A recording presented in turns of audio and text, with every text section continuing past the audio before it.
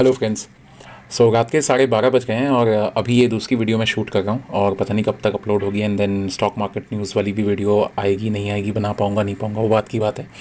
पर यस, एक बहुत इंटरेस्टिंग टॉपिक है।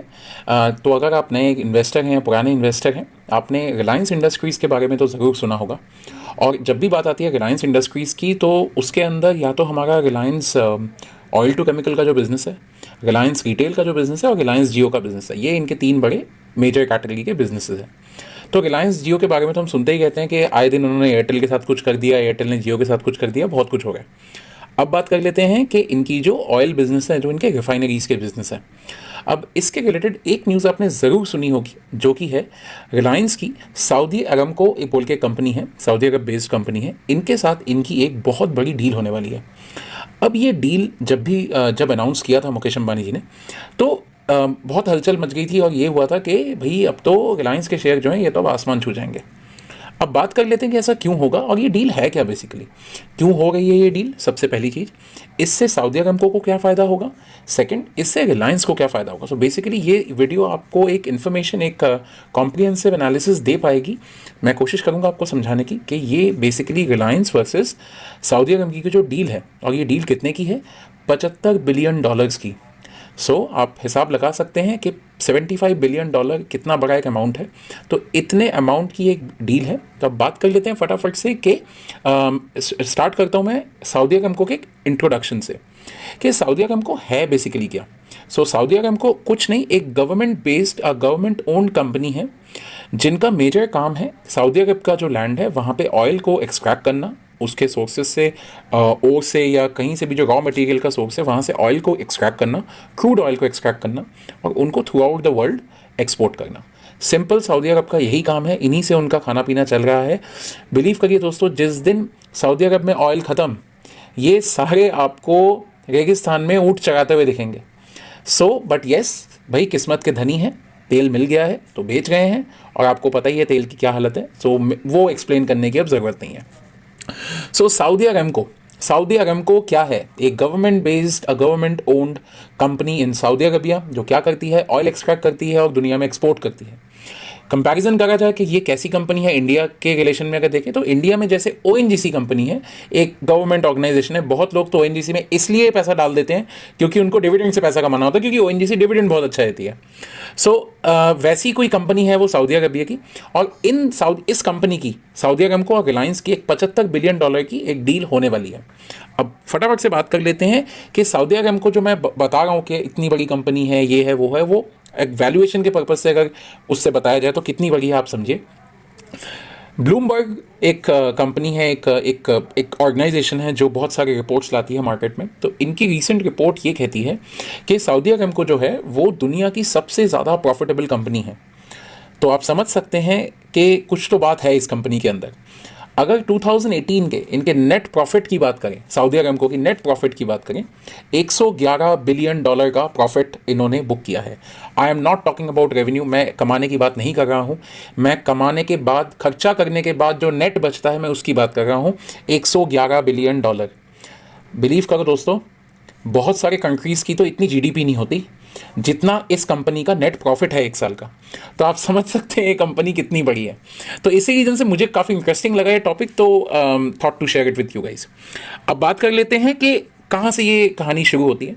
तो कहानी कुछ ऐसी शुरू होती है कि रीसेंट विजिट होता है सऊदी प्रिंस का इंडिया में। एंड आपको पता ही है हमारे favourite all 5 star Modi ji. अब भाई मोदी जी कहीं पे डील करें और ना हो, ऐसा तो हो नहीं सकता। प्रिंसेस ने जाते वक्त एक न्यूज़ आई उनके जाते टाइम कि उन्होंने प्रॉमिस किया है कि वो ना कि इंडिया के अंदर $100 बिलियन की इन्वेस्टमेंट इन फ्यूचर लाने वाले हैं। अब उसमें से ये जो डील आई है सऊदी अरमको की, बेसिकली इसमें सऊदी अरमको कर क्या रहा है, सऊदी अरमको रिलायंस इंडस्ट्रीज़ के अंदर जो उनका ऑयल टू केमिकल का बिजनेस है उसके अंदर वो 20% स्टेक खरीद रहा है। तो वापस समझ लेते हैं कि सऊदी अरमको कर क्या रहा है।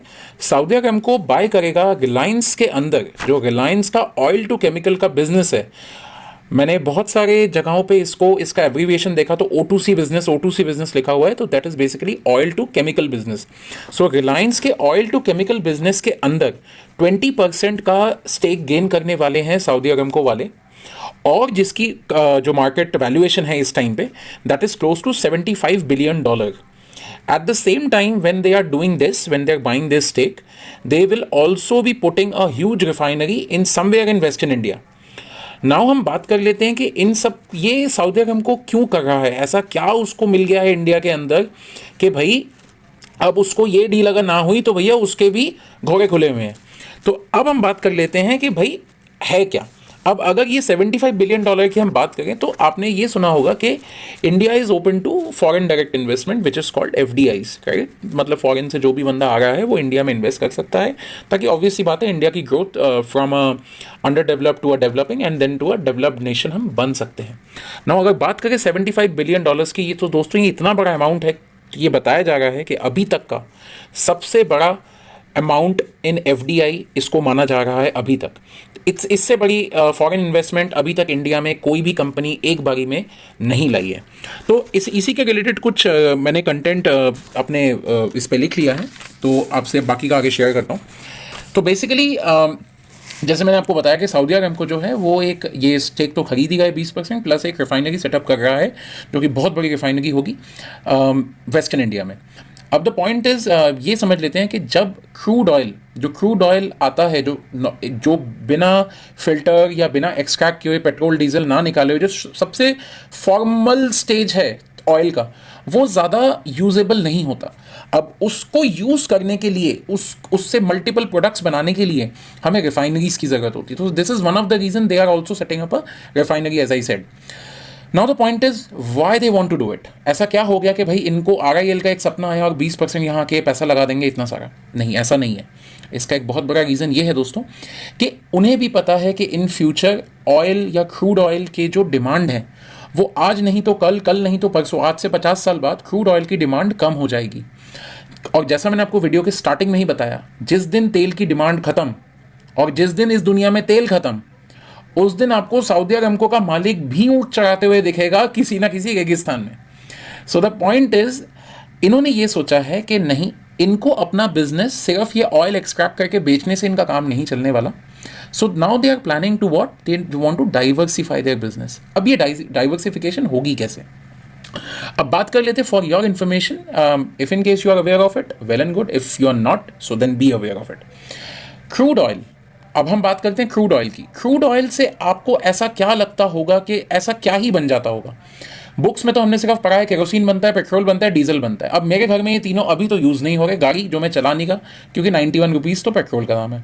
So the point is, crude oil से आपको शायद यही 2-4 चीज़ें और पता होंगी, but I have a list of some things जो यूज़ होती है, जो मुझे भी नहीं पता थी, तो मैंने भी एक जगह पे लिख लिया है।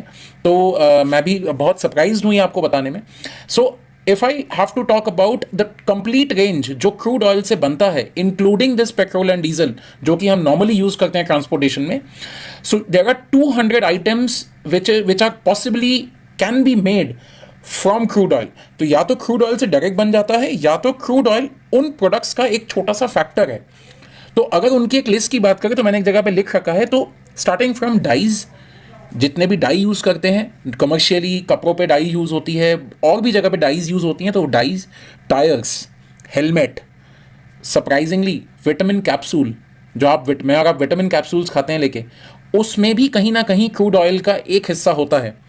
ऑटोमोबाइल में ट्रांसपोर्टेशन प्लस जो ऑयल्स हम यूज़ करते हैं गाड़ियों के अंदर, engine oil, brake oil, clutch oil, ये ऑयल, वो ऑयल, सब कुछ, शैम्पूज़, जनरली जो सबसे बड़ा स्टेक है वो है ट्रांसपोर्ट का। तो इतनी जगहों पे ये चीज़ यूज़ होती है। सो सऊदी अरब का प्लान क्या है, अगर वो रिलायंस के अंदर 20% स्टेक खरीद लेता है ऑयल टू केमिकल बिजनेस का, तो रिलायंस बेसिकली क्या करता है, रिलायंस इनसे क्रूड ऑयल लेके ये सारे चीज़ें सामान बना के वो मार्केट में बेचता है।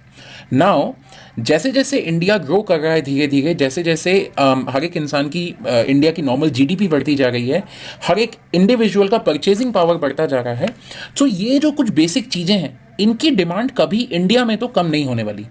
सो सऊदी अरब को ये अच्छे से पता है कि ऑयल टू केमिकल के जो फर्दर बाई प्रोडक्ट्स हैं उनकी सेल इंडिया में आज नहीं तो कल और कल नहीं तो परसों बढ़ेगी ही बढ़ेगी। तो इसी रीजन से in this way they are trying to put the money in oil to chemical business of Reliance and they want to diversify their business, ताकि इन फ्यूचर अगर कभी तेल खत्म हो जाए तो जैसे कि मैंने कहा आपको, इनको ऊंट चढ़ाने की नौबत ना आए, तो तब ये इन चीज़ों को बेच के जो प्रॉफिट होगा उससे ये लोग अपना पेट भरेंगे। सो ये तो हो गई सऊदी अरामको की बात कि सऊदी अरामको तो भैया डील इसलिए कर रहा है। सेकंड बात कर लेते हैं रिलायंस की। अब भाई मुकेश जी को क्या फ़ायदा है इससे? सो मुकेश जी को ये फ़ायदा है कि अगर ये डील हो जाती है और इतना बड़ा अमाउंट $75 बिलियन, ये तो मेरे कैलकुलेटर में शायद ना आए, ई में आ जाए वो तो नंबर, इतना बड़ा अमाउंट अगर आ जाता है, so what they are trying to do is Reliance wants to put this money into what? Into their telecom sector, into their retail sector.